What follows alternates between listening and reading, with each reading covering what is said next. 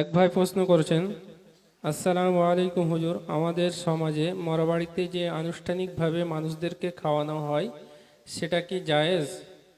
মৃত বাড়িতে মৃত্যুর দিন, হ্যাঁ, মৃত্যুদিনে খানা, এটা নতুন ডিজিটাল বেদাত আহলাদের সমাজে শুরু হয়ে গেছে। শেখ সালাহ আল উসাইমিন রাহিমাহুল্লাহকে যখন এই বিষয়ে প্রশ্ন করা হয়েছিল, তিনি জানিয়েছেন যে এটা যে সূচনা হচ্ছে, এটা আজ থেকে 20 বছর 30 বছর পর, 40-50 বছর পর পরের প্রজন্মের কাছে মনে হবে মানুষ মারা গেলে এই দিনে খানা দিতে হয়। বেদাতেরা 3 দিন 40 দিনে দেয়, আর আমরা করছি কি, যেদিন মারা গেছে ওই দিনেই আপনি খানা দিতে এসে মানে খানা দিচ্ছেন। একে মরার কাজ চলছে আর আপনাকে খানার ব্যবস্থা করতে শুরু করেছেন। আচ্ছা বলুন, খানা কখন দেন আপনারা? খুশি হলেন না দুঃখ হলে? হ্যাঁ, খানা মানে খানাটা খাওয়ান কখন? মানুষকে যেন আনন্দ হয় তখন না?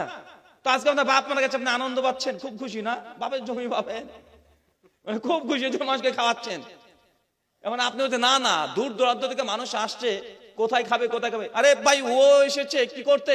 সব বেনামাজির দল, একটাও বেনামাজি, 90% তো বেনামাজি। 90% ওরা কি করতে এসেছে? অনেকদিন কেউ মানে অনেকদিন মানে গ্রামে আসা হয়নি, মেয়েগুলো এসেছে খালার বাড়ি, বুবুর বাড়ি, ফুপুর বাড়ি ঘুরে বেড়াচ্ছে। তো ওকে খাবে আপনার লাভ কি? ওর আসার কারণে আপনার উপকারটা কি হলো? আর যে যার বাড়িতে এসেছে তার বাড়িতে খেয়ে নিবে। আরে আল্লাহ নবীর জামানায় উল্টো হতো।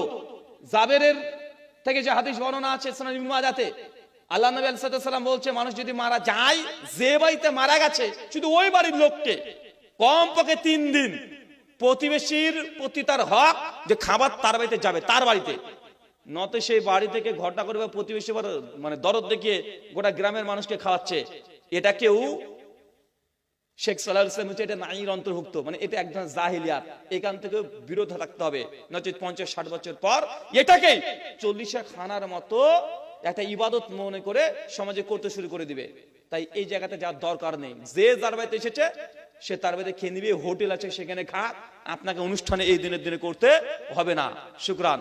আল্লাহ বলছেন, মানে আমিলা আমালান লাইসা আলাইহি আমরুনা ফাহুয়া রাদ। কোন ব্যক্তি এমন কোন কর্ম করলো যে কর্মের আমল করলো যে আমলের আমার আদেশ নাই, ফাহুয়া রাদ, সেটা বাতিল। সহিহ বুখারী হাদিস না 2697। বাংলাদেশের তাহারিক তথা ডক্টর প্রফেসর রাশেদ আল গালিব স্যারের তাদের এই ফতোয়া, মুজাফফর বিন হোসেন হাফিজুল্লাহদের আল ইখলাস পত্রিকা আছে তাদের এই ফতোয়া, বিন বাজ, শেখ সালেহ আল মুনাজ্জির, ইসলামিক QA কাতারে যে সাইট আছে ইসলামিক net.net, তাদের একই ফতোয়া যে এইটাকে বর্জন করতে হবে, নচেত এটাই বড় রূপ ধারণ করবে বিদাতের। শুকরান।